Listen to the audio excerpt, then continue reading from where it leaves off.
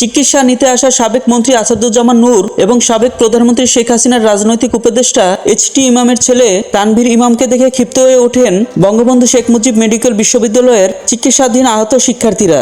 মুহূর্তেই কয়েকজন শিক্ষার্থী গিয়ে তাদের এলোপাতাড়ি কিল ঘুষি মারতে থাকেন। এ সময় শিক্ষার্থীরা সন্ত্রাসী ও ছাত্র হত্যাকারী বলে চিৎকার করতে থাকেন।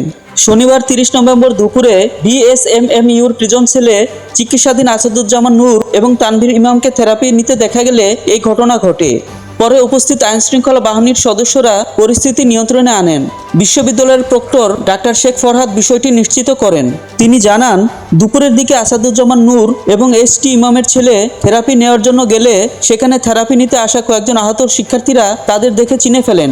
এ সময় শুনেছি শিক্ষার্থীরা তাদের উপর ক্ষিপ্ত হন। পরে পুলিশ ও কর্মরত চিকিৎসক কর্মকর্তারা পরিস্থিতি নিয়ন্ত্রণে আনেন।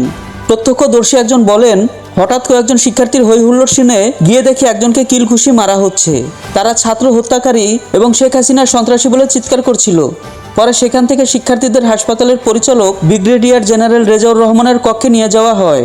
এ বিষয়ে জানতে হাসপাতালের পরিচালককে ফোন করা হলেও তার বক্তব্য পাওয়া যায়নি। গত 16 সেপ্টেম্বর বেলি রোডের নাওরাটন কলোনি থেকে সাবেক সংস্কৃতি মন্ত্রী আসাদুজ্জামান নূরকে গ্রেফতার করে কারাগারে পাঠানো হয়। অন্যদিকে তানভীর ইমামকে গত 18 সেপ্টেম্বর রাতে রাজধানীর গুলশান এলাকা থেকে গ্রেফতার করা হয়।